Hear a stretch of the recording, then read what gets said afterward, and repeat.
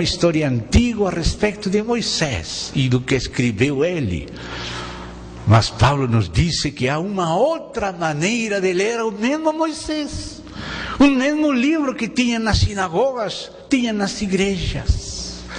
Mas nas igrejas o Espírito Santo permitia, por causa da conversão a Cristo, ver além do véu e discernir os significados espirituais de aquelas histórias.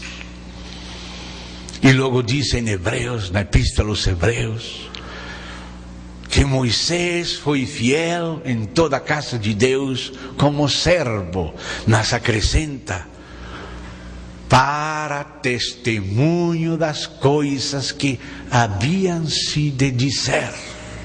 No futuro Deus tinha que dizer algumas coisas em relação ao futuro, outras coisas posteriores ao tempo de Moisés, mas Moisés serviria de sombra, serviria de alegoria, de figura, de tipologia.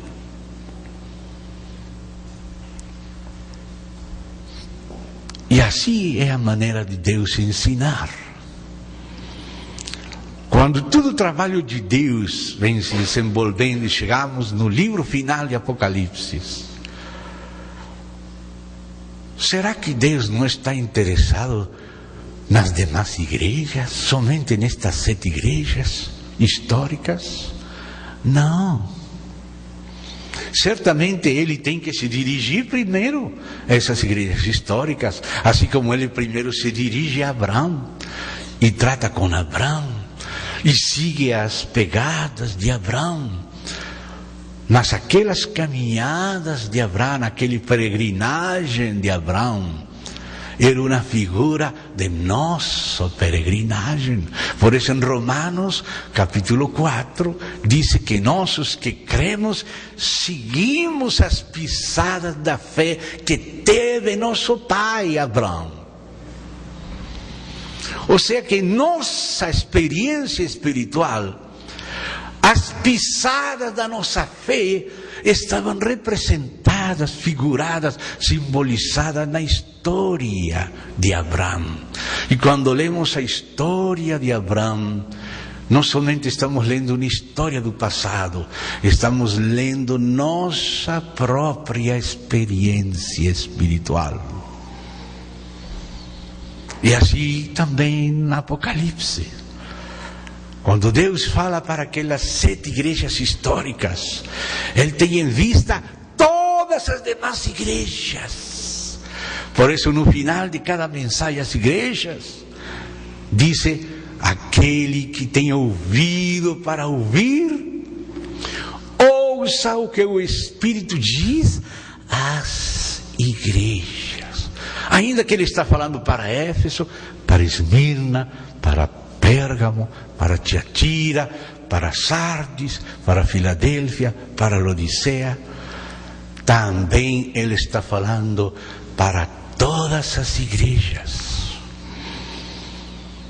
Então, por isso estamos dizendo que existe uma primeira leitura histórica, algo que aconteceu no primeiro século, situações que a providência de Deus, que conhece o futuro, que governa o futuro, Deus providenciou que estas 7 igrejas escolhidas entre muitas vivessem no primeiro século certas experiências para falar a elas historicamente e através do que falasse com elas, falaria também profeticamente e arquetipicamente. O que quer dizer falar arquetipicamente? Quer dizer, mostraria os princípios, daí vem arquetipo, um princípio. Deus age e reage segundo os princípios da sua natureza. Então, as distintas situações pelas quais passaria seu povo em todas as épocas até o final, são tratadas de antemão por Deus. Não importa se você está no primeiro século, no último século, nas cidades medievais, se você está na Ásia, ou está na África, ou está na América, ou está na Antártida, onde seja que você estiver. Quando Deus trata um assunto com uma igreja, Ele está tratando esse mesmo assunto com todas as igrejas, porque Ele não faz acepção de pessoas. Ele está mostrando seus princípios, que a sua natureza utiliza. Ele não muda. Ele é o mesmo ontem, hoje e para sempre. Então temos 3 níveis de leitura. Um primeiro nível que podemos chamar do átrio, leitura no átrio, é a leitura histórica. E um segundo nível, que é profético, porque todo Apocalipse é uma profecia, portanto não somente temos que ler assuntos históricos, sino ver como Deus, através do seu uso da história, está profetizando, assim como profetizou acerca do novo pacto, com a história de Abraão e de Sara e de Isaac, e de Adão e Eva. Assim também Deus conhece o futuro da igreja. Existiriam épocas em que prevaleceriam certas situações no meio do seu povo, certo tipo específico de desafios que seu povo teria que enfrentar em certa época. Então, como Deus conhecia o que aconteceria primeiro, quais seriam as circunstâncias prevalecentes numa época, escolheu uma igreja histórica, onde estivessem representadas as condições daquela época que viria, e tratou profeticamente com aquela época, ao tratar historicamente com aquela igreja que foi escolhida para representar essa época. O número 7 é um número profético na Bíblia. Deus não está falando somente às 7 igrejas históricas, sino através do que Ele fala para as 7 igrejas históricas, Ele está falando profética e arquetipicamente para todas as igrejas. Está profetizando o que aconteceria, o que prevaleceria numa época na história do seu povo, e ao mesmo tempo está tratando essas circunstâncias segundo os princípios da sua natureza, e ao mesmo tempo Ele está mostrando a suficiência dele para todos os desafios da igreja em qualquer situação. Porque a redenção de Deus teria que ser demonstrada diante de principados e potestades. A igreja teria que ser provada. E a vitória de Cristo ia se demonstrar verdadeira quando as características de Cristo fossem aplicadas nas distintas circunstâncias históricas e nos distintos desafios que a igreja do Senhor tivesse que enfrentar ao longo da sua caminhada. Por isso, quando diz a palavra esta profecia, aí estamos obrigados a fazer uma segunda leitura, agora profética. E quando diz a Escritura, aquele que tem ouvido para ouvir, ouça o que o Espírito diz às igrejas, aí estamos obrigados a fazer uma terceira leitura arquetípica. Ver o arquetipo, ver os princípios, ver a maneira de Deus enfrentar esses desafios e essas situações.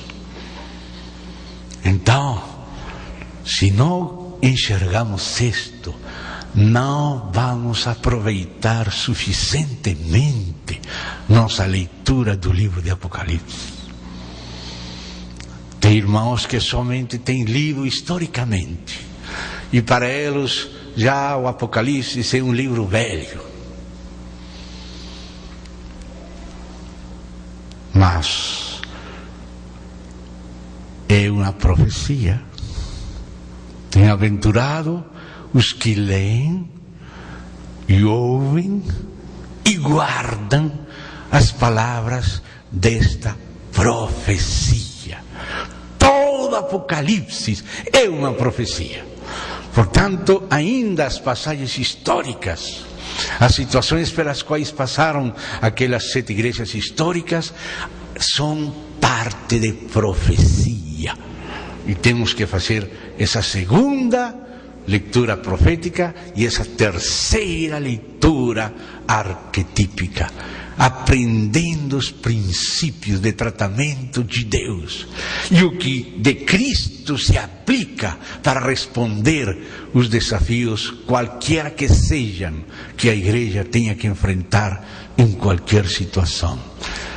Graças a Deus que Cristo é a resposta suficiente, não somente pelos nossos pecados, sino também pelos desafios que o diabo tenha preparado de uma ou outra maneira e que aparecem aqui mostrados pelo Senhor.